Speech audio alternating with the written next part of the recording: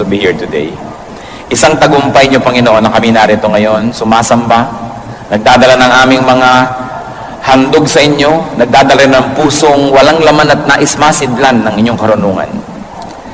Napasasakop kami sa inyo, Panginoon, at nais sa amin kayo maging tunay na tagapagsalita. Lukuban niyo kami ng inyong kapangyarihan, buksan niyo po ang aming mga mata, ang aming tainga, at matanggap namin ang katuruan niyo sa araw na ito. Hinihiling po namin, Panginoon, ang isang mapayapang puso. Patuloy niyo po kaming linisin, at kung may bahid ng kasalanan na nababakas niyo pa sa aming puso, inihingi po namin ang tawad. Alang-alang, Ama, sa dugong itinigis ang iyong anak na si Jesus. Cleanse us, make us whole, enable us to understand you. Bring us to a higher level of spirituality. And we pray that as we ponder your word, you will protect us from lies, from half-truths, from deceptions of the evil one. And Lord, even as we're gathered here, we ask that you protect us from malicious intentions of spirits and even of people. And we pray that the same protection may be upon our loved ones who are not here with us right now.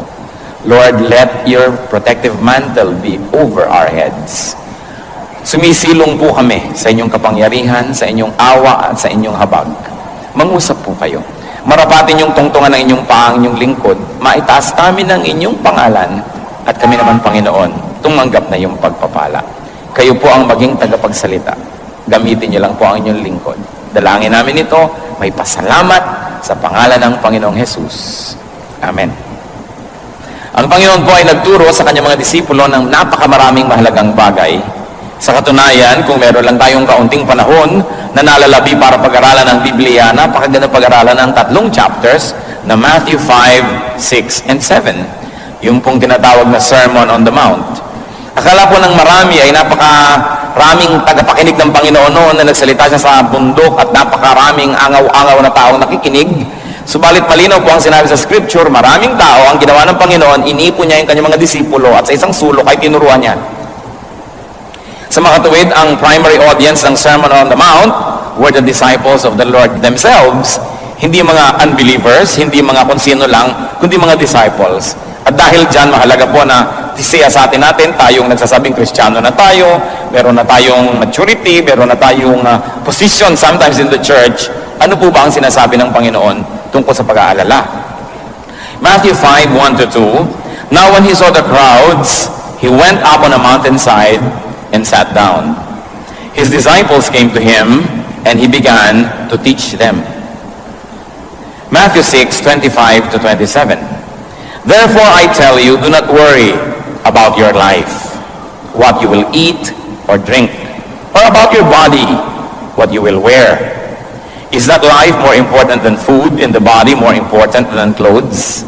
Look at the birds of the air. They do not sow or reap or store away in barns, and yet your heavenly Father feeds them. Are you not much more valuable than they? Who of you, by worrying, can add a single hour to his life? Mahalaga po mga turo. Gustong-gusto nating matandaan, maunawaan at makita ang salita ng Diyos. What is the teaching here? Do not worry about your life. Do not worry about your existence, your survival. Don't worry about the very basics. Huwag daw pong mag-alala. Huwag matakot. Huwag lagi nang magkaroon ng agam-agam tungkol sa ating buhay. Anong kakainin ko? May kakainin pa ba ako? Anong iinumin natin? Nauubos na daw yata ang fresh water supply ng planeta. Paano kaya? Lumipat na sa Canada dahil marami dong mga lakes. O sa Antarctica dahil maraming yelong pwede pang tunawin. Masyadong maraming alalahanin ng mga tao ngayon. Sabi ni Lord, do not worry about what to eat or drink. This is the very core of survival. Because the Lord says, life is more important than food. Life is more important than just survival. Now, don't get this wrong. Hindi sinasabi ni Lord na do not think about what to eat, do not think about provision, that do not plan about it. Ang sabi niya, do not worry. Because when you worry, you will be robbed of many happiness and many joys in life. And there is so much more to life.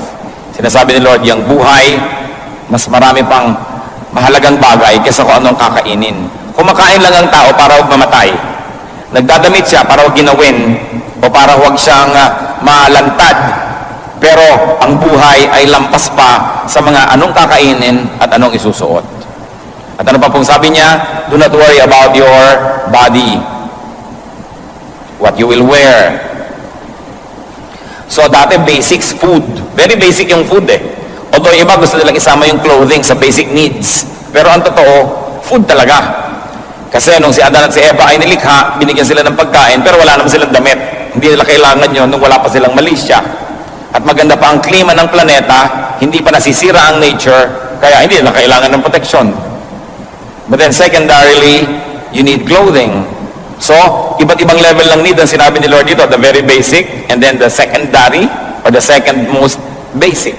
But He says, your body is much more valuable than what it wears, than what you put on it. At ano po ang logic? Ano ang rason? Ano ang katwiran kung bakit sinasabi ng Panginoon na huwag mag-alala kung anong kakainin at dadamtin? Because God feeds and God takes care of the birds. God takes care of creation, and therefore God will take care of you. God will feed you. Ano po sinasabi dyan?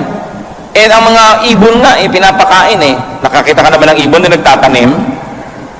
Nakakita ka na ba ng ibon na nagsasaka?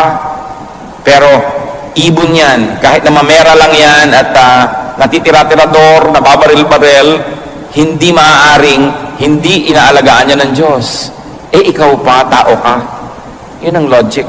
Iba yung alam, iba yung pinaniniwalaan ng salita ng Diyos, iba yung pinanghahawakan, at iba yung nagkakaroon tuloy ng kapayapaan dahil nagtitiwala tayo sa salita ng Diyos.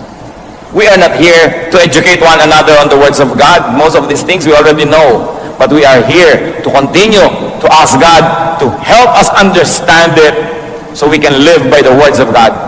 Dahil ang sabi ni Lord kay Satan, man does not live by bread alone, but by every word that comes from the mouth of God. Na ang tunay nating pagkain, ang tunay nating ikalalakas, ikalulusog, ay yung salita ng Diyos. Salita na hindi lang nadidinig, hindi na may memorya, kundi salita na nagkakaroon ng buhay kung ating ipinamumuhay. What else is the logic?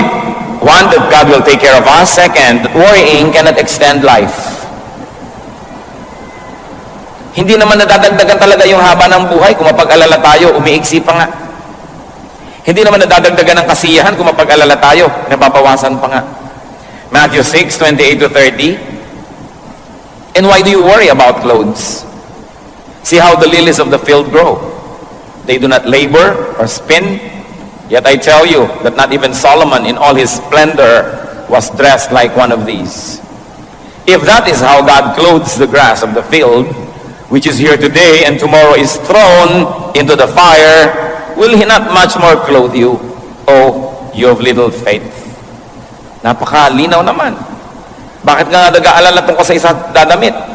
Tingnan nyo ang mga bulaklak, ang mga damo na namumulaklak sa parang, hindi naman sila naghahabi ng tela, hindi sila nagdidisenyo, nagbuburda, hindi sila nag-paint ng mga tela, pero tingnan mo kung paano sila damtan ng Diyos. Kahit si Solomon, na pagkarangya-rangya ng mga isinuot, hindi man lamang nadaig ni Solomon ang mga bulaklak na nilikha ng Diyos.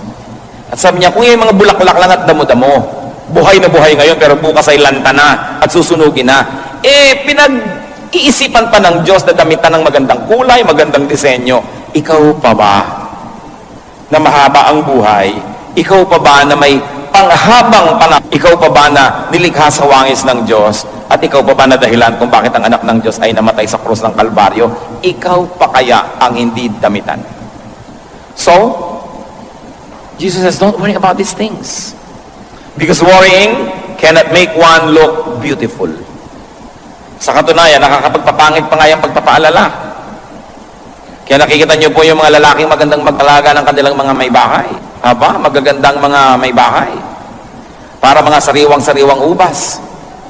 Pero pag ang may bahay ay mukhang pasas, ang sisihin nyo yung asawa. Hindi mo yata inaalagaan ng puri. Hindi mo yata inaalagaan na magtiwala siya at huwag siya mag-alala. Kung wala ka, kaya na yan, nagganda, tuyot-tuyot na.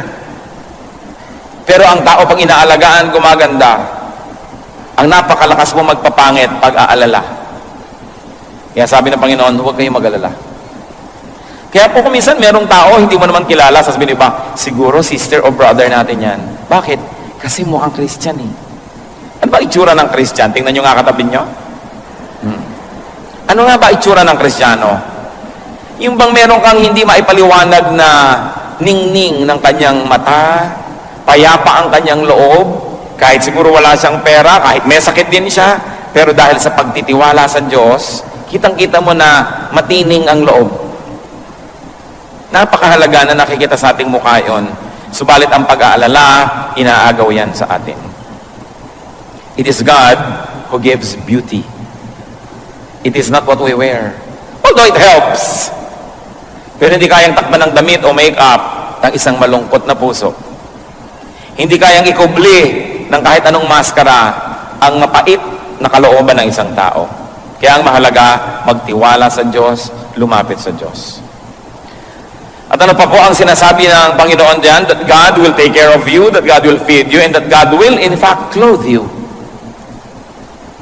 That God will make you presentable, beautiful, handsome, and that worrying accomplishes nothing. Matthew 6:31 to 32. So do not worry, saying, what shall we eat? Or what shall we drink? Or what shall we wear? For pagans, nasa na? For pagans run after all these things, and your heavenly Father knows that you need them. Sabi niya, huwag kayong mag-alala sa mga bagay na yan. Because worrying is for godless people. Sabi niya, this is for pagans. Ang pag-alala, hindi bagay sa mga anak ng Diyos. Bagay lang ito sa mga pagano na hindi nakakakilala sa totoong Diyos. Bagay lang ito sa mga tao na tumatawag sa mga Diyos-Diyosan. Bagay lang ito sa mga tao na hindi kilala ang kanilang Diyos. Pero sabi, kung anak kayo ng Diyos, hindi bagay sa inyo ang mag-alala. Parang wala namang kayong Diyos. Parang wala tayong Ama sa langit. Parang wala tayong tagapagligtas. Parang walang banal na espiritu na umaalo sa ating mga lumbay, na sumasama sa ating mga pag-iisa. Kaya ang anak ng Diyos ay talagang hindi nag-iisa kahit kailanman, sapagkat ang Diyos ay tumatahanan sa ating puso, hindi lang doon sa templo sa Israel, hindi lang sa mga templong gawa ng kamay, kundi sa puso ng mananampalataya. Kaya sabi, bakit ka mag-aalala? Nakita niyo po ang pinakamalaking redemption plan, ang pinakamalaking rescue plan in all human history, in all cosmic history, that God became a man to save us from sin. Ideya ba natin yon?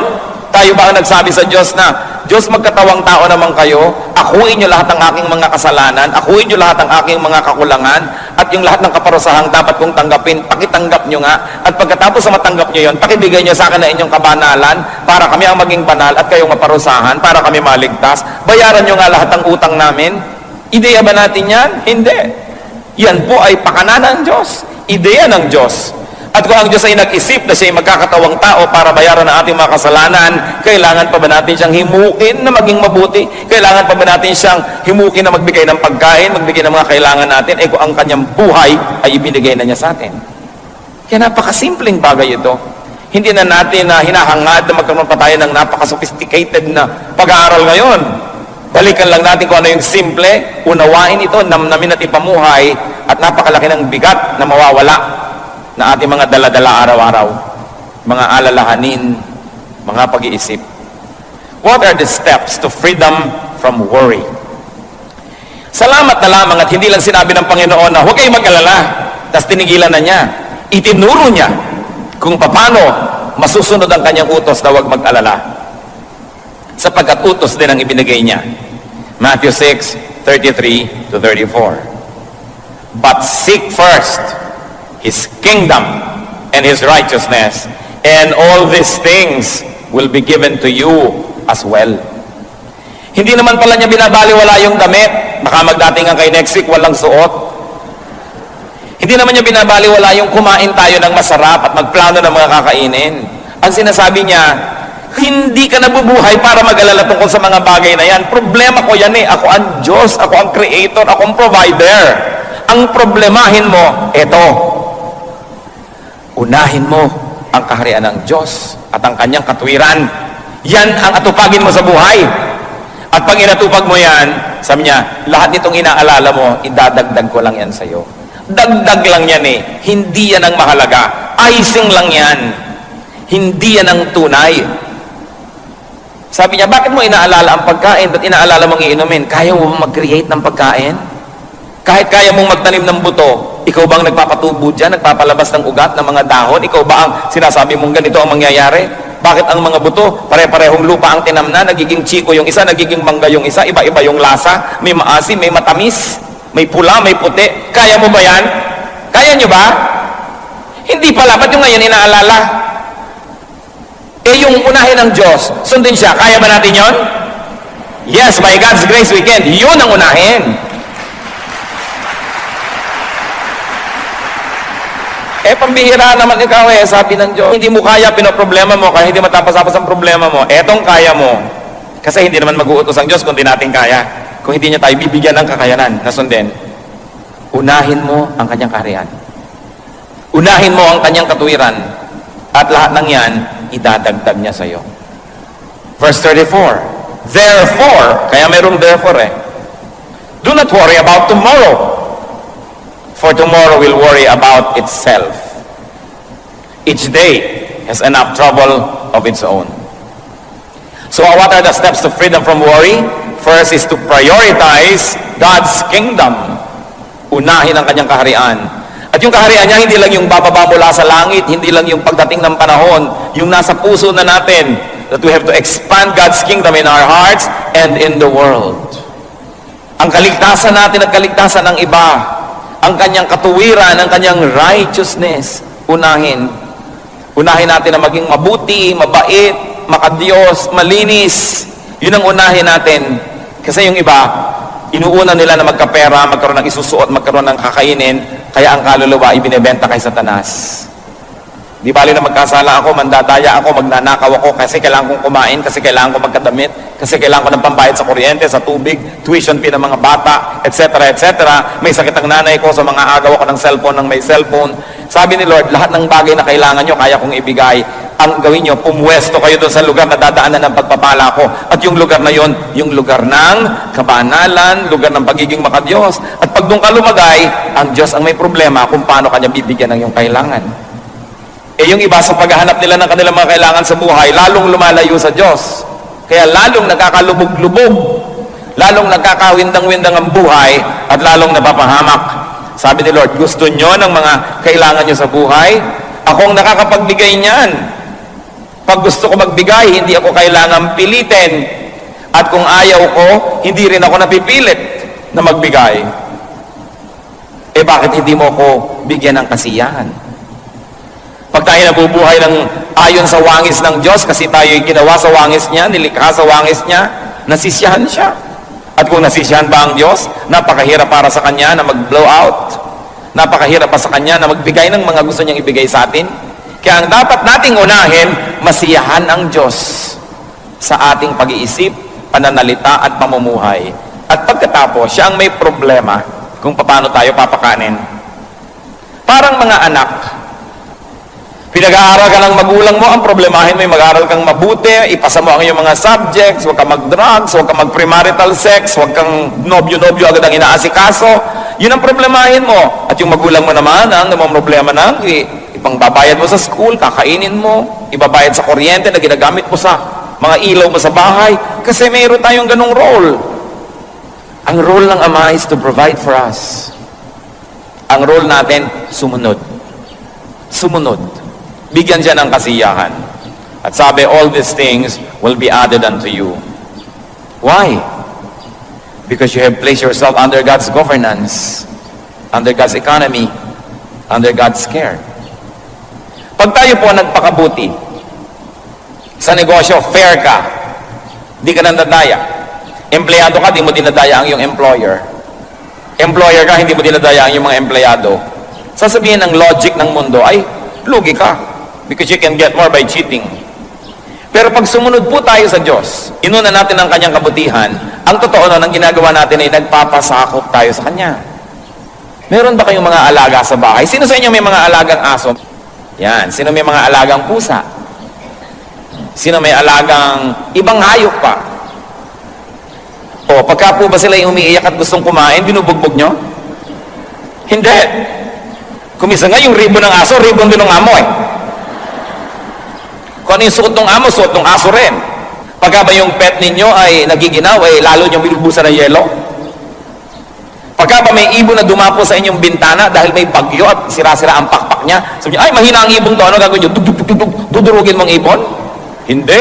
Aalagaan mo dahil dumapo sa iyong bintana, nagpapaampon sa iyo. Sa palagay nyo, anong gagawin ng Diyos kung sa Kanya tayo nagpapaampon? Kakabawain ba tayo? Dahil sumusunod ka sa akin, masyadong honest ka sa negosyo, pues malulugi ka. Ganun kaya yon? Dahil hindi ka nandadaya, hindi mo ginagaya yung ginagawa ng iba na mabilis kumita, lagot ka, kawawa ka sa akin. Yun kaya ang gagawin ng Diyos? Hindi. Kung inaalagaan natin ang mga hayop, maski tayo'y tao at taong makasalanan, marunong tayo mag-alaga ng mga nagpapaampon sa atin, nagpapakupkop at nagpapaalaga. Diyos pa kaya ang hindi mag-alaga sa nagpapakupkop sa Kanya? Kaya ang dapat nating unahin sa buhay, to surrender to God, to seek God's protection, and to live by God's decrees. Because God is an infinitely better, in fact, He is the best keeper. Hindi ka pwedeng malugi dahil sumunod ka sa Diyos. How else do you step away from worry? Do not fast forward life's concerns. Yung kasing fast forward, hindi pa dumadating doon, pwede mo na i-forward yung tape, yung pelikula, kahit ano. Pero ang tinuturo po sa atin is to tackle only immediate concerns. Because today's grace is good only for today's needs. Tomorrow's troubles will be allotted God's grace tomorrow. Do not extend God's grace for today to tomorrow's issues. Ano po ang katuruan ng Panginoon? Binibigyan kita ng lakas para sa mga ipinapagawa ko sa iyo ngayon. Binibigyan kita ng kakayahan para sa mga dapat mong magawa ngayon. Kaya ka nang hihina. Yung ibinibigay ko sa iyong lakas na pang ngayon, fast forward mo na sa problema bukas, sa problema sa Miyerkules, sa problema sa next month, sa next year. Kaya yung lakas na pang ngayon, dapat sana'y sapat, kinakapos, kasi konti na lang itinitira mo, iminumudmud mo na doon sa mga problemang di pa dumarating. Matthew 6:11, ang turo niya, give us today our daily bread. Kung ano lang po ang kailangan ko ngayon, yun lang po ang ibigay niyo sa akin.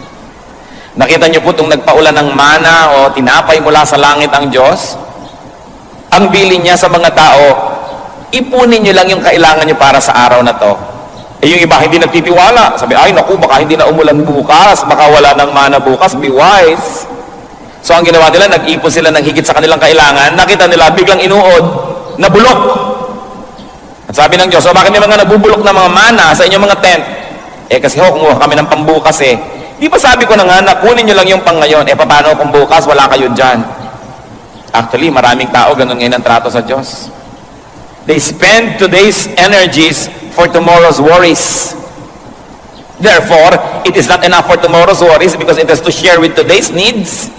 And today's needs don't get enough energy because it shares with tomorrow's needs. Lamentations 3:22-23. Because of the Lord's great love, we are not consumed.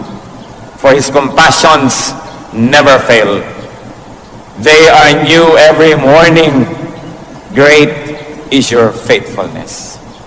Sabi, hindi tayo nalilipol, hindi tayo nauubos dahil sa pag-ibig ng Diyos na di nagmamaliw.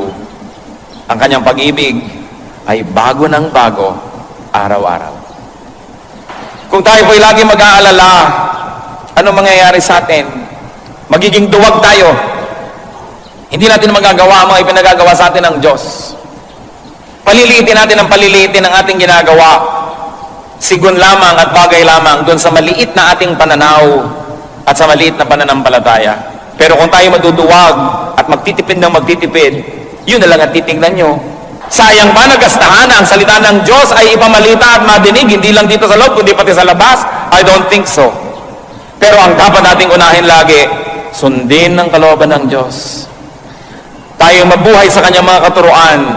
Naniniwala po ako na ang lahat ibibigay Sa kabila ng ating napakaraming mga capital investment, hindi rin tayo nagkulang sa tulong ng Diyos sa ating mga kawang gawa.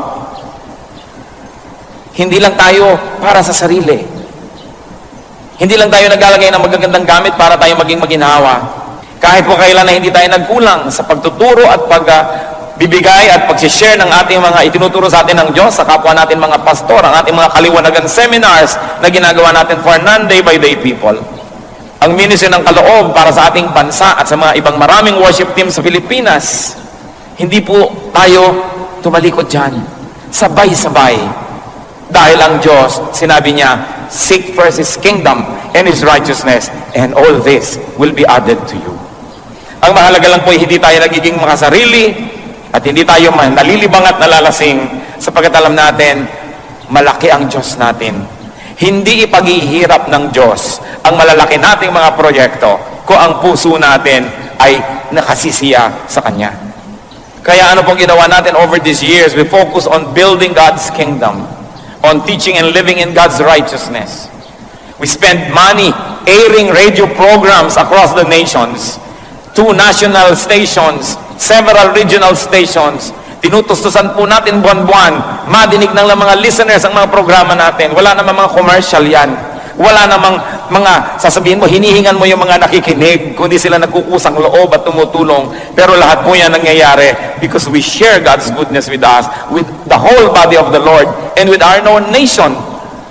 Kaya kung mag-aalala tayo lagi, paano ba yan? Baka hindi pwede, wala tayong pera, wala tayong budget. Liliit ng liliit ang ating mga pananaw. Liliit ng liliit ang ating mga hakbang at mga pagtatangka.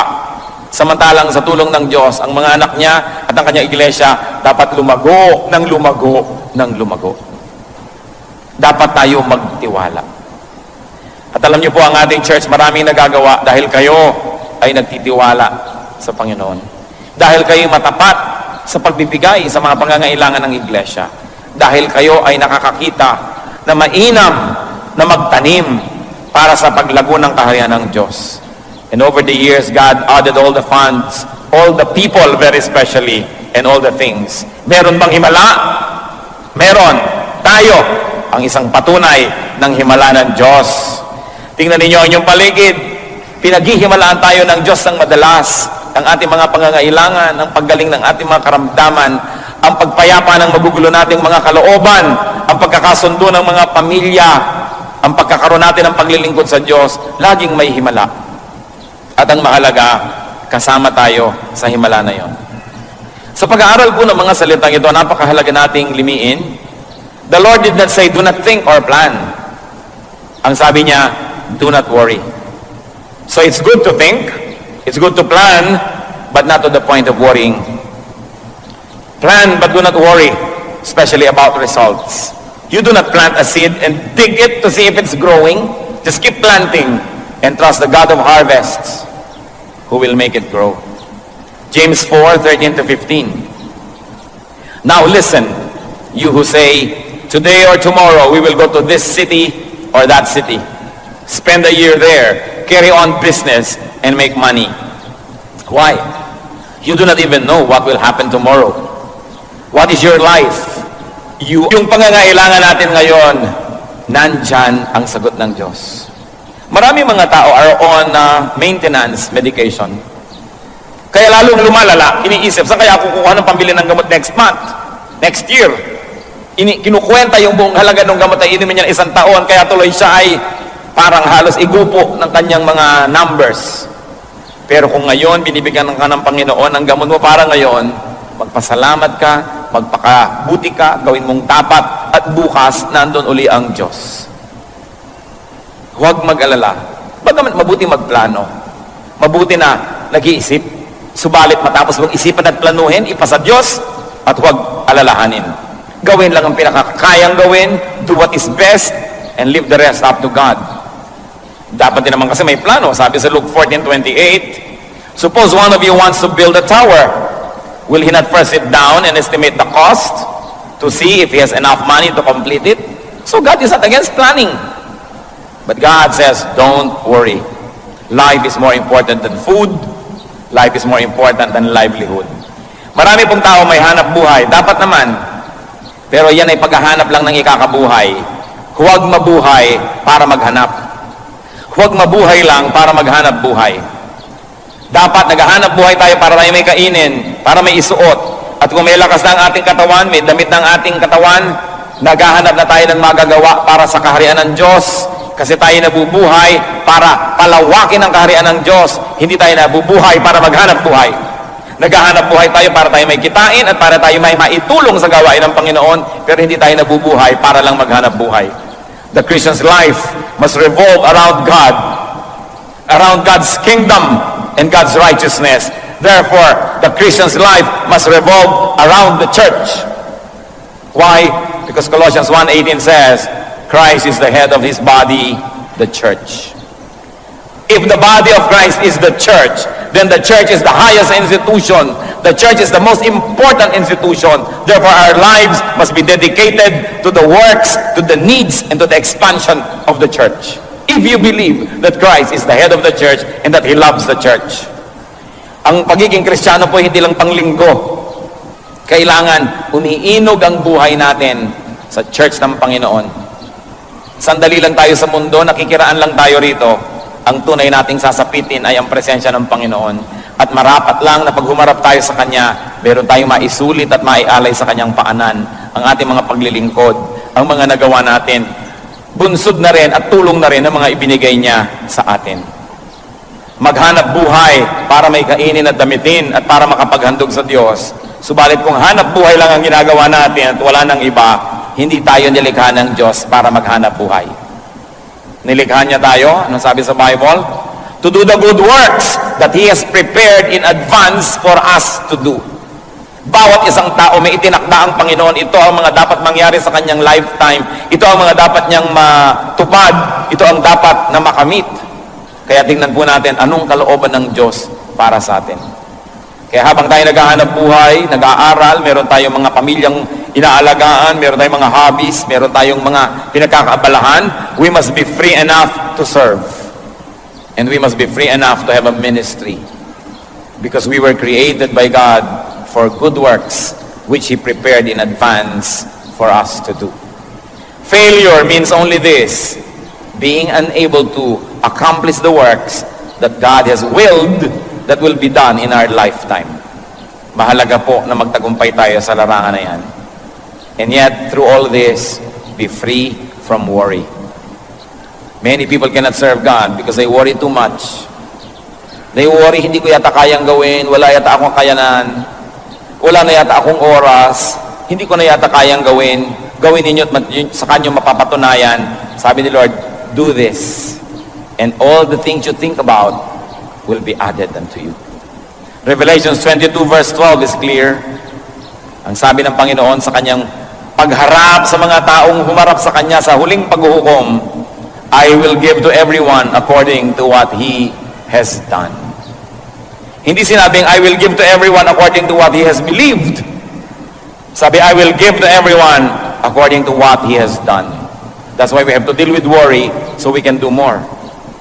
The body is more important than clothes. So devote more resources to what enters the body. Halimbawa, food, medication, than to what is draped on it. Kung atin pong nanamnamin na sinasabi ng verse, mas mahalaga daw po yung katawan kaysa sa dinadamit nito.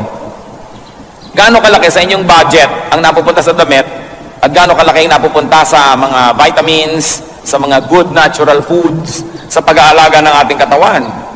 Baka mas malaki pa ang ginagastos sa dermatologist para lang sa napakanipis na balat dito kaysa doon sa inyong atay na naninilaw na pala, hindi inaasikaso dahil hindi kita. Gano'ng karami ang ginagastos natin sa mga alahas, sa mga panglabas para ayusin lang yung katawan kaysa palusugin yung loob. The Christian should value the body more than the clothing that is draped on it. Ngayon, kung maraming masyado kayong mga pagpapala, di pagandahin nyo rin, maayos, pero unahin kung ano ang pumapasok sa ating katawan. Huwag kayong maniwala na ang buhok ay kumakain. Kasi pinapakain na ngayon ng buhok, kumakain ng vitamina ang buhok, kumakain ng kung ano-anong mga elements ang buhok. Advertising lang yan. Walang bibig yung buhok at wala siyang digestive system. Kailangan kainin ninyo para lumabas doon sa buhok. Napakahalagang isipin, palusugin ang katawan. Gusto ko po kayong i-challenge mga kapatid, i-review nyo ang inyong family budget at personal budget, lalo yung mga yapis. Gaano kalaking pera ang napupunta sa load, sa mga text na yan, at gaano karaming napupunta sa loob ng ating katawan na pinalulusog natin, pinalalakas natin ang ating katawan. Many people kill themselves to have money. And when they have money, they spend it all just to get well. Kaya ang mahalaga, unahin ang lusog ng katawan. But remember, the Lord did not say neglect your looks. He just said, do not worry about appearances. More than you worry about righteousness or what's inside.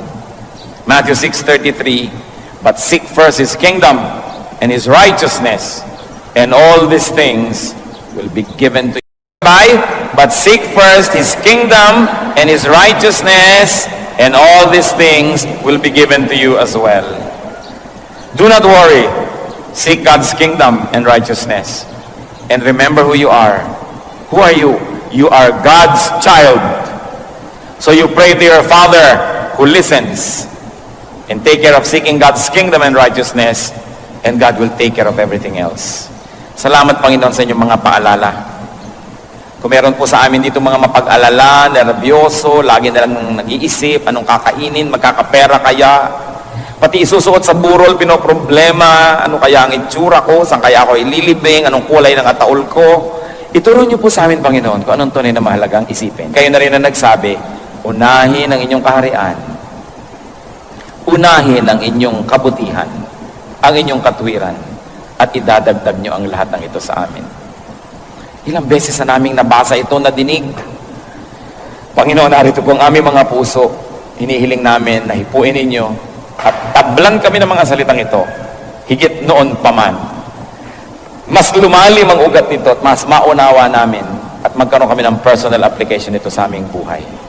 Mga kapatid, sa ilang saglit ng katahimikan, isipin natin at hilingin natin sa Panginoon, Lord, ano po ang personal na mensahe niyo sa akin? Pinagsalusaluhan namin lahat ng mga salitang ito, pero ano po ang para sa akin talaga? Ituro niyo po. Buksan natin ang ating puso at nang kausapin tayo ng Diyos. Lalong-lalo yung mga mapag-alala, nais kong ipanalangin kayo. Inuudyo ka na ko ng Espiritong ipanalangin kayo. At narito siya para magpaala. Sino man sa kalagitnaan natin ngayon, mapag-alala, nag-aalala kayo, natatakot kayo sa future, lagi kayo nag-iisip, kung paano ba kayo mabubuhay, paano ma-maintain ang buhay, tumayo kayo, hihingi tayo sa Panginoon ng lakas ng loob, pananalig, praise God. Sino pa? Narito ngayon ang Panginoong Diyos, ang kanyang Espiritu. Sino magsasabi, Lord, mapag-alala po ako talaga, pero mahirap naman talagang gawin ito, lagi na lang ako nag-iisip, kasi padre de pamilya ako, breadwinner ako, may needs ang pamilya ko, etc., etc. Sino pa ang nagsasabing, Lord, madalas po talaga nawawalan ako ng ligaya, natatakot ako pag nag-aalala. So, alisin niyo po ang mga takot na ito. Alisin niyo, Panginoon, at nais kong palitan ng pananalig. Sino pa pong nais tumayo? Sa mga nakatayo, personally, manalangin muna kayo sa Panginoon, kausapin niyo. Una, ihingi niyo ng tawad ang pag-aalala. Kasi, sabi niya, huwag mag-alala. So, pagka nag-aalala tayo, sinusuway natin ang kanyang utos, nagkakasala tayo. So, kilalanin natin ito bilang kasalanan at humingi tayo ng tawad sa Kanya. Personally, silently you pray, and then later on, we're going to pray together. Kayong Diyos na hindi namin pwedeng paglihiman. Kayong Diyos na nakakabatid ng aming mga kabigatan. Kayong Diyos na nagsabing huwag kami mag-alala. Kayong Diyos na nakakaalam sa hinaharap. Alam niyo ang bawat tatakakin naming landas, kaya kayong nakakapagsabing huwag kami mag-alala sapagkat hinanda niyo yun. Pakisiyasan niyo po ang bawat isa. Panginoon, pawiin niyo po ang mga pag-aagam-agam. In the name of Jesus, we rebuke the deceptive work of Satan in our midst. We reject and uproot from our hearts the deceptions of the evil one that makes us worry. And we declare ourselves free. Free to enjoy God's peace. Free to believe in God.